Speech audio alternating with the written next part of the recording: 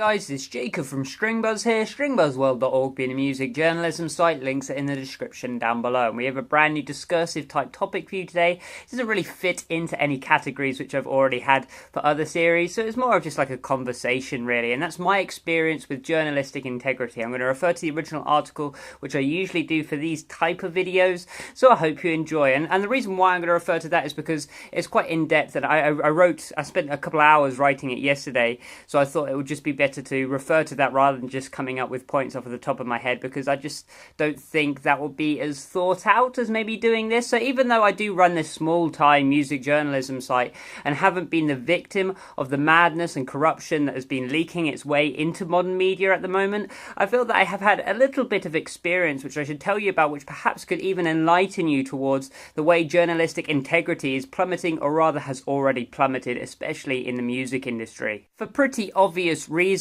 I will not be naming the names of those who I have worked with in the past, the companies I have both volunteered and worked part-time with in the past, and the individuals I completed freelance work for in the past. That's simply to dodge slander, and it's kind of secondary to the point I really want to be making when it comes to journalistic integrity. Now, you've probably already heard all these crazy stories that are constantly leaking about politics, YouTubers, business executives, and much, much more. But perhaps my experience with music journalism might even explain to you a lot of those situations that have currently come to a head in the modern climate and why they are the way they are. Starting with the volunteer work, which I did for a major journalism site about 2 years ago or so, maybe a bit sooner than that even, I was immediately subjected to censorship and hushed mouths. My first project was to review a fairly popular group's brand new album in what was quoted in my own style, but under the guidelines given. Now, those guidelines were straightforward enough for me anyway. Your usual don't use profanity, make sure it's in the third person, as in like a group perspective, as in the company's perspective.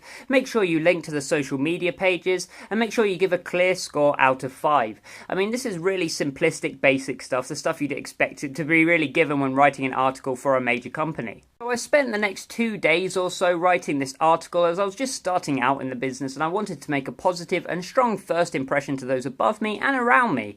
Having thought the album was merely okay and just a little bit forgettable really, I hence wrote about those new aspects and where they could perhaps improve in the future. I sent it in and waited for my response for a further 2 days or so. I think it was around that time. I was then sent it back by the company claiming that the score was too low, that the adjectives I used weren't positive enough, that I should re-listen to the album once again, along with a whole host of petty issues that weren't to do with grammar or your writing basics, but to do with the content of the article. It was easy to summarize and think, oh, well, maybe they just didn't like it. So I rewrote the article and sent it back in, only for it to be sent back again to me, claiming that the score still needed to be higher, a whole star higher, in fact, pushing it into the bracket of around 4.5 out of 5, something which it was definitely not deserved of. So that's when I immediately sort of backed out of the project and the volunteer work for this company and moved on, only to see that the site had an interview with the group later that week, so it was an obvious ploy to get them on side by using my work, my volunteer work that is. Now, of course, that might seem like a very minor sort of experience, but I've also had things on the other side as well very recently, like groups have come to me before wanting a review,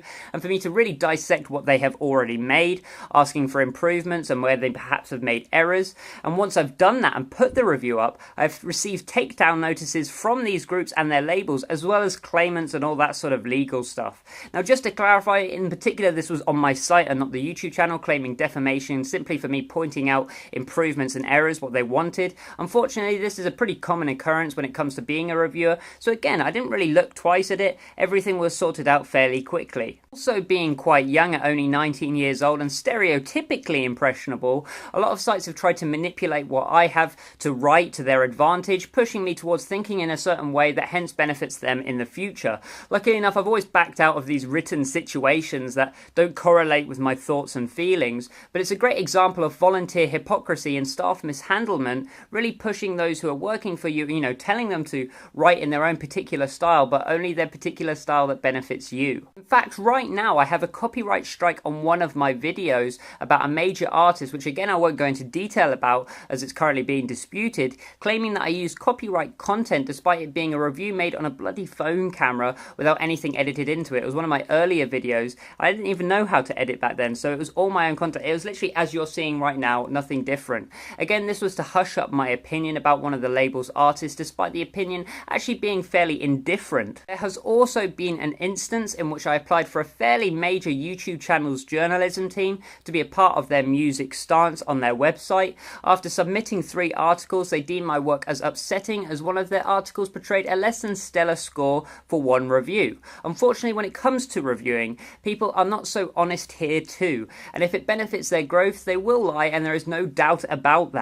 However, it's clear to see whenever you browse major news and reviews columns on big sources now in music and anything, to be honest, that it's just a fairly common aspect of just being a journalist in 2017, writing on the defensive so that you cover your back for an unpredicted offensive by the potential victim, I guess you could say. It's gotten to a point now in music journalism that many big budget magazines and music journalism organizations aren't allowed to even give an average review in case of offending a potential client in the future. When it comes to news in particular, I used to run a daily summary of music news on my own site. That was the old site before the transition. However, finding a reliable source for all these news stories became so improbable that I had to give up with the transition of the site. I was being referred to gossip columns, which used big stories which were being manipulated completely out of context, and it was easy to see from my own standpoint. Off-the-cuff lines of dialogue which were literally harmless, directed towards objects and just daily mishaps,